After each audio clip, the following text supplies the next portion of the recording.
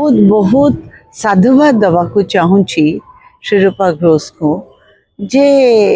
भुवनेश्वर रे ओडिसी रा तो बहुत बहुत वर्षर साधना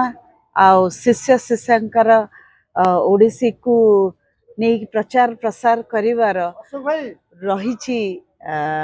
तार देखिया को मिले किंतु कथक प्रथम थर एठी गोटे घर बांधी भुवनेश्वर रे पिला मानंकु कथक शिखिबार सुजोग मिलुची सेटा बहुत गोटे बड़ कथा। आमे बहुत दिन चाहूलु जे ओडिसी डांसर्स को कथक भरतनाट्यम सांगे टक्कर देकी गोटे परिवेषण हवा दरकार जोटा कि कलिकता रे देखिया को मिले, दिल्ली रे देखिया को मिले, बॉम्बे रे देखिया को मिले, किंतु आमे केवल ओडिसी रा सीमा भितरे गोटे सब बड़े आमर जो देखिबार इच्छाटा सेटा रही जाइतिला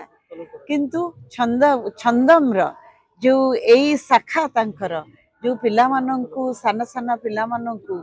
आउ नुआ पीढ़ी रा पिला मानंकु कथक रे से माने जो दौचंती ट्रेनिंग करूचंती सेटा निश्चय आगामी भविष्य रे ओडिसी रु तो नुहे ओडिसा रु कथक जाइकी भारत रे विभिन्न सहर रे परिवेषण हब से आशा में निश्चय रखुचु। द्वितीय कथा है भारतीय नृत्य कला हिसाब रे ओडिसा रे मध्य अन्यान्य नृत्य कलार जो आमे को क्लासिकल डांस स्टाइल रो देखिवा को मिलिबा बा शिखिया को सुजोग मिलिबा दरकार ताहले आमे प्रकृत रे कहि परिबा आमे भारतीय। आजी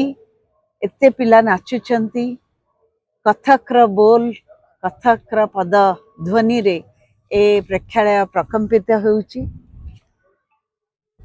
मते भी भल लागुची